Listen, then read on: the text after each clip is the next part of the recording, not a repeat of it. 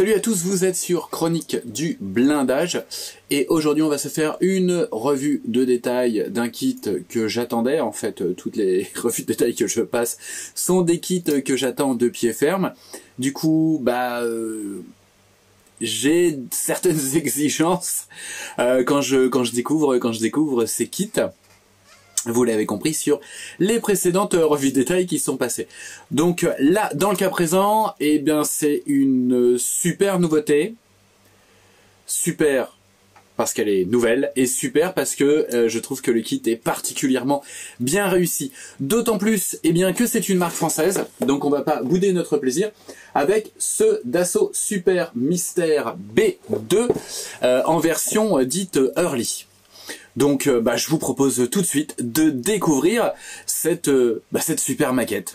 Voici donc le box art de ce Super Mystère B2 de chez Azur Série From, donc l'artisan, la marque française qui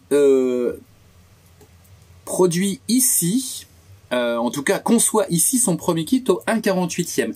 L'autre kit au 1/48e de la gamme, si vous suivez un petit peu l'affaire, eh bien c'était le V156F, mais qui était une conversion sur la base de la curette miniature. Donc là, on a quelque chose, eh bien 100% conçu au 48e par Azur, puisque Azur a surtout un catalogue au 72e et également de très belles maquettes au 1/32e. En général, Azur travaille en collaboration pour ce qui est des moules et du moulage avec Special Hobby. Aujourd'hui, Special Hobby, c'est une marque qui, à mon sens, fait référence et dont la qualité des moulages s'est largement et progressivement améliorée pour atteindre quelque chose qui est fort bien. Donc on peut présager eh bien, de quelque chose de très bien. Si on va sur le site Azur et notamment dans la galerie, vous verrez déjà 2 exemplaires de cette maquette qui ont été montés et tout ça semble très alléchant. Donc voilà pour ce qui est de la présentation de ce kit. On va à présent regarder la notice de montage. La notice de montage, la voici. Alors ça ressemble à s'y méprendre au style des notices de montage de Special Hobby, mais rien n'est moins surprenant. Avec un super historique, donc je vous laisserai découvrir si vous achetez le kit, mais qui revient sur la genèse de l'appareil et son emploi au sein des différents escadrons de chasse, ainsi que du centre d'essai en vol et des écoles. Ici, on a la répartition des pièces sur les grappes.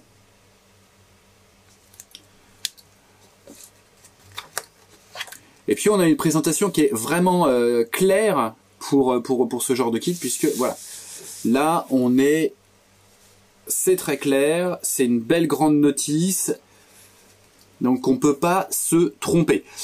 On va commencer par le cockpit sur ses premières phases, en n'oubliant pas les aérofreins, donc qui peuvent être fermés ou ouverts, ainsi que diverses trappes d'accès, et puis la tuyère du réacteur, la tuyère de sortie. Donc dans ce kit, pas de photodécoupe, pas de résine, mais vous allez le voir directement de boîte, sans faire appel à de l'aftermarket qui de toute manière pour le moment n'existe pas.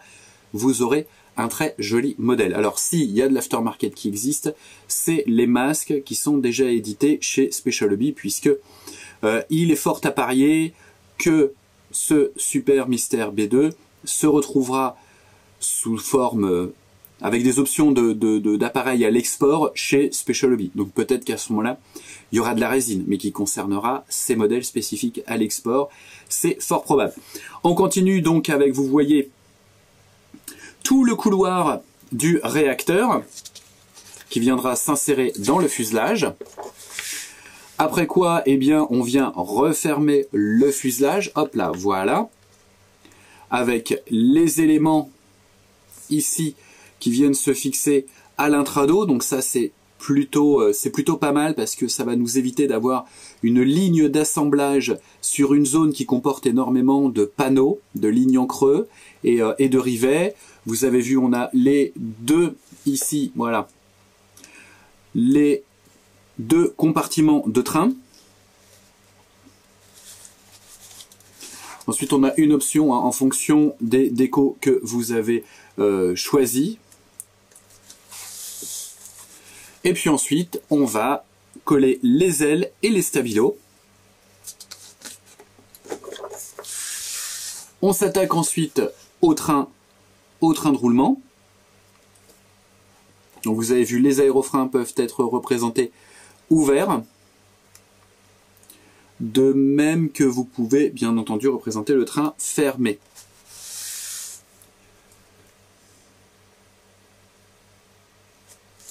Alors on a des petites annotations que j'étais en train de découvrir en même temps que vous, que j'avais pas vu à ma première lecture. Donc on nous dit, bien entendu non pas forcément, on ne savait pas forcément, qu'il faut qu'en général les portes de train sont fermées au sol. Voilà, donc ça c'est bon à savoir quand on assemble un modèle. Et puis on termine par on revient sur le cockpit et on termine par le siège éjectable, la casquette avec le collimateur et puis la verrière qu'il sera possible de représenter fermée ou ouverte, bien entendu. En ce qui concerne les options de décoration, on nous en propose deux. Donc la première pour le SMB2 110 codé 10SB, qui était donc du 24 avril 1959 au 20 novembre 1964 à l'escadrille de chasse 1-10 Valois, donc à Creil, et a participé à l'OTAS à Bangkok en mars 61. L'autre option de décoration concerne un SMB2 numéro 60 codé 5NJ du 3 mai 1961 au 4 mai 1964 de l'escadrille de chasse 105 Vendée à Orange Carita. Donc vous l'avez vu, deux options de décoration qui sont hautes en couleurs, avec des avions, avec des appareils aluminium, je vais y arriver. Mais voilà, vous choisirez entre bleu et rouge, hein, d'un point de vue purement visuel. Alors il est fort probable et il serait bien d'avoir d'autres versions par la suite avec les essais de camouflage type US Air Force Vietnam, comme on le voit d'ailleurs sur l'exemplaire qui est au musée du Bourget. Et puis on termine par la petite réclame de chez Azur, donc avec les modèles au 72e et quelques modèles au 32e avec le superbe IR-80A qui était une très belle maquette. Puis on n'oublie pas non plus le Mistral qu'on avait eu l'occasion de présenter il y a pas mal de temps dans Wingmasters. Et puis prochainement, Azur va s'intéresser au ferret au 1/72e. Allez, on regarde tout de suite les grappes et les pièces de ce kit. On commence par les pièces du fuselage. Alors sur cette grappe, on va également avoir la paroi arrière du cockpit et le plancher du même cockpit. Et ensuite, on va avoir la partie arrière, la sortie du réacteur, et puis ici la lèvre d'entrée du réacteur qui se placera à l'avant. Donc on est quand même sur un beau format. Vous avez vu par rapport à ma main, on est en tout cas sur une belle longueur, une envergure qui est beaucoup plus petite, mais on est sur un bel appareil au 48e. Ça fait déjà un bel appareil très sympa. On va regarder de plus près la gravure. La gravure de plus près et la qualité du plastique. Alors on est sur un super moulage. Et vous avez vu là, la gravure, elle est ultra nette. C'est nickel. C'est vraiment impeccable.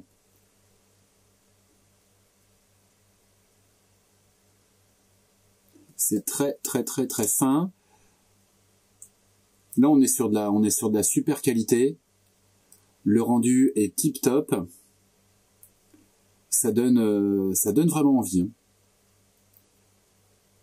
C'est pas parce que c'est français, mais c'est quand même chouette. On se regarde le plancher du cockpit avec les consoles latérales. C'est bien net aussi, là, pour la peinture, ça va être impec, ça. Ça va être très très bien. C'est vraiment... Voilà, j'ai fait le petit bruit de bouche qui veut dire c'est vraiment tip top. mais c'est super. C'est d'une grande netteté. Ah, d'ailleurs, j'avais pas remarqué, Special a déjà mis son empreinte sur les grappes. Mais on est bien sur un kit développé par Azure. On se fait l'autre côté, alors pour le plaisir, hein, mais vraiment, voilà. Kerber Léonard ne m'en veuille pas trop, puisqu'il ne s'agit pas d'un appareil soviétique. Ceux qui ont compris la référence pourront mettre un petit commentaire. Non, c'est super net. Excellent moulage.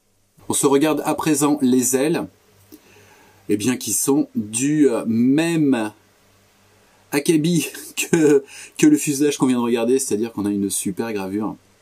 C'est vraiment impec avec de jolis petits détails. Ah, je suis conquis. J'avoue, il est vraiment très beau. Après, bien sûr, il faut voir l'assemblage, hein. Mais vu les découpes et tout ça, je pense que ça devrait pas poser trop de problèmes. Non, c'est vraiment super, super net, hein. On continue avec une deuxième grappe sur laquelle on va retrouver alors deux éléments un petit peu disparates en fait, puisqu'on va avoir les jambes de train, les logements d'aérofrein, et puis vous voyez ici le tableau de bord qui va recevoir un décalque. Mais vous avez vu là, la gravure, elle est impec. En plus, elle est bien prononcée, c'est-à-dire que à grand coup de Dako Strong, ça va super bien épouser les reliefs et les creux, et vous allez vous retrouver avec un super joli tableau de bord, normalement, si vous vous démerdez bien, si vous faites ça correctement en tout cas. Et là, pas forcément la peine d'avoir recours à de l'aftermarket, qui, encore une fois, de toute manière, n'existe pas. On se regarde les petits palonniers parce qu'ils sont vraiment pas mal. Franchement, ça rend très très bien. Et puis vous avez vu, il n'y a pas de flash, il n'y a pas d'excès de plastique. Il y en a vraiment, mais sur quelques pièces, j'essaye de les trouver. Là, ouais, on a un petit flash ici, regardez. Voilà, vous voyez là, hop là. Et ça s'en va tout seul. Ça, c'est parce que c'est des petites pièces, hein, vous avez vu par rapport à mon doigt. On se regarde les jambes de train,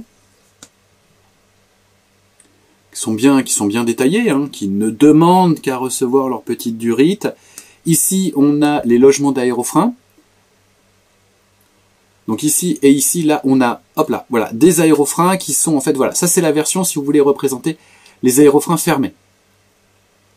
Donc vous mettez pas les logements, et c'est cette pièce-là en fait que vous allez mettre dès la première étape de la notice, on l'a vu tout à l'heure. C'est vraiment très très très très beau, et alors c'est fin. Non, c'est chouette, c'est crispy. Voilà, c'est un terme que j'aime bien, parce que j'arrive pas vraiment à trouver l'équivalent pour la maquette en français.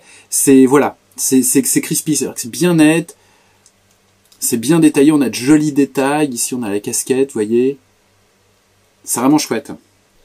Sur cette grappe, on va avoir donc les roues et puis toute la partie de l'intrado avec le logement de train avant, enfin la trappe de train avant et l'emplacement pour le logement du train arrière, hein, des deux trains. Et donc cette pièce qui est rapportée évite également d'avoir deux demi-fuselages complets, donc avec cette pièce intégrée, et d'avoir une ligne de moulage à ce niveau-là, parce que vous allez voir, ça va quand même grandement nous aider à avoir cette pièce, parce que ça évite quand même, sinon on aurait eu une ligne d'assemblage, pas de moulage, pardon, une ligne de moulage qu'aurait couru, vous voyez, avec toutes ces trappes à regraver, etc. Donc ça, c'est hyper bien pensé de la part d'Azure, d'avoir fait ça. Là, on a le logement du train principal. Donc là, vous avez les aérofreins, si vous souhaitez les représenter ouverts, c'est-à-dire que, voilà, vous avez leur partie interne qui est détaillée. Ici, on a les volets de train. Puis on a des éléments, voilà, ici, des éléments du siège éjectable. Et ici, on va avoir les roues. Donc on va essayer de se regarder ça de plus près. Donc ça, les roues en 2 demi-pièces, hein, c'est assez inévitable sur le moulage plastique. Donc il faudra éventuellement vérifier qu'au moment de poncer la ligne de moulage, eh bien, on retire pas le léger marquage. Vous voyez, c'est des pneus lisses, mais il y a quand même des petites lignes voilà, de marquage. Une petite ligne en creux, en fait. Hein. Et sur cette avant-dernière grappe, on va trouver donc les sorties de la sortie de la tuyère. Vous avez le conduit du réacteur. Vous avez des volets des jambes, enfin du train principal. Et puis vous avez les 2 demi-pièces ici qui vont s'assembler pour faire le carénage, pour former le carénage autour de la sortie de la tuyère. Vous avez bien entendu les ailettes hein, de la turbine qui sont ici. On va regarder ça de plus près.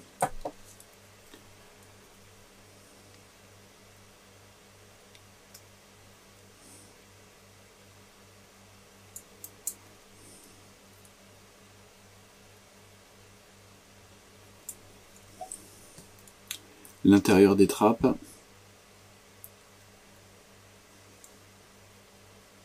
Alors je ne sais pas si ça vous a frappé, mais depuis le début de notre observation des grappes et des pièces, je n'ai vu aucune pastille d'éjection. Alors je ne sais pas si c'est parce que je suis tellement emballé par ce kit que je ne veux pas les voir, mais je crois que non, il n'y en a pas. Alors là, en plus, c'est très très bien. Hein. On a à chaque fois 2 types de volets, hein, pour la version ouverte ou pour la version fermée. Parce qu'il est vrai que parfois, les détails internes, quand on veut fermer, bah, ça gêne un petit peu. Là, au moins, on est tranquille. Si vous prenez la version fermée, il n'y a aucun détail à l'intérieur. Donc ça, encore une fois, c'est hyper bien pensé de la part d'Azur. C'est super qualitatif. Et la verrière ici, donc est bien fine, hein, et bien limpide. Aucune trace, rien du tout. Les montants ici sont très bien gravés, c'est super bien représenté, c'est-à-dire que si vous voulez réaliser vos masques vous-même, vous pourrez réellement prendre appui sur le montant. On a une démarcation qui est bien nette entre le montant et la vitre, et la partie transparente. On n'oublie pas la grande planche de décalque, donc avec les marquages principaux bien entendu, mais également les marquages des zones de servitude, les stencils, et puis le petit marquage, c'est toujours chouette là d'avoir un super mystère sur le côté. Donc au choix en termes de liseré flèche, rouge ou bleu. Et vous avez également des indications sur la notice, hein, j'en ai pas parlé, mais il y a des indications sur les profils au niveau du bon positionnement de la cigogne, etc. Il y a vraiment, c'est très bien documenté, c'est très bien restitué, hein, ce soin de documentation il est super bien restitué dans la notice de montage. On va faire bien entendu un gros plan sur ces décalques. Mais c'est vraiment, ils sont chouettes. On va essayer de regarder, je vais vous montrer, si vous voyez, le film autour, qui est assez léger. Alors, est-ce qu'on va pouvoir le voir sur la vidéo? Je trouve un bon angle à cause de l'éclairage, bien sûr. Alors, vous ne le voyez pas, mais le film, il déborde un tout petit peu. Donc, sur les grosses pièces, il y aura peut-être une retouche à faire, hein, notamment sur un fini alu. Vaut mieux éviter d'avoir du film en trop sur les décalques. Mais ils sont vraiment très beaux. Je tente le zoom. Voilà. Pour tenter de vous montrer le film. Oh, on ne le voit pas. Moi je le vois avec la lumière et les réglages caméra, vous le voyez pas. Mais des très beaux, des très jolis décalques. Hein. Ils n'ont pas l'air... ils ont l'air de très bonne qualité. Voilà pour cette revue de ce super mystère V2 Hurley au 48e. Une grande réussite, en tout cas à première vue, une super réussite de la part d'Azur, qui va à coup sûr trouver sa clientèle. Moi je suis déjà client, j'avoue que j'ai totalement craqué pour ce kit que je vais essayer de tenter d'intercaler dans mon planning ou peut-être juste de me le faire pour moi. Donc même pas sûr que je branche les caméras. Je suis sous le charme. Le kit a l'air super. Alors je dis pas facile parce qu'on peut pas dire qu'un kit est facile en regardant les grappes, mais super abordable. Il a été fait avec beaucoup de soin, beaucoup d'intelligence. D'un point de vue technique, le moulage, il y a aucun reproche à faire au moulage. Donc c'est vraiment bien de disposer d'un SMB2 au 1/48e de cette qualité-là, parce qu'à ma connaissance, peut-être je dis une bêtise, mais il me semble que le seul avant ça qui existait, c'était le modèle de chez Fonderie Miniature. Donc là, j'ai dit Fonderie Miniature, il y a déjà la moitié de l'audience qui est en PLS et l'autre moitié qui est partie en courant.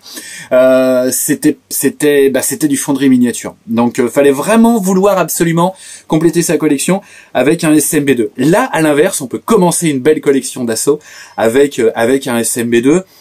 Franchement, voilà, il est très très beau. Donc un grand merci à Azur. Alors pas que de m'avoir envoyé l'échantillon, mais d'avoir fait cette maquette en fait tout simplement. Je crois que c'est la première fois que je dis ça. Et je le pense vraiment en fait. Vous l'avez compris, je suis sous le charme. Encore une fois, les vidéos ne sont absolument pas financées par les marques. Donc quand un truc me plaît, je le dis. De la même manière que quand un truc me plaît pas, je le dis également. Donc non, une super belle maquette. Franchement, si vous êtes fan de jet, de jet alu, d'avions français, de tout ce qu'a fait Dassault. Enfin voilà, il n'y a que des raisons d'acquérir ce kit. Pour qu'il rejoigne la collection en attendant d'être monté ou d'être monté tout de suite quoi. Voilà, donc vous l'avez compris, ça me fait énormément plaisir de faire une review d'un kit que j'attendais et de ne pas être déçu. Parce qu'il y a eu d'autres kits, vous allez le voir, vous l'avez déjà vu dans mes revues de détail, que j'attendais avec une certaine forme d'impatience et qui m'ont procuré surtout de la déception, rien qu'à l'observation des pièces, des grappes, etc. ou de la décomposition du modèle. Là, tout est réuni, donc ça fait vachement plaisir. Ça fait d'autant plus plaisir que, encore une fois, ça a été conçu en France, même si c'est pas moulé en France, ça a été conçu en France, avec apparemment, ça transpire le soin, l'attachement, la passion. N'attendez pas que ce soit épuisé à la suite de cette vidéo. Et puis, en attendant la prochaine vidéo, je vous dis à très vite sur les chroniques du blindage. Faites attention à vous, faites attention aux autres, et puis en attendant, je vous embrasse.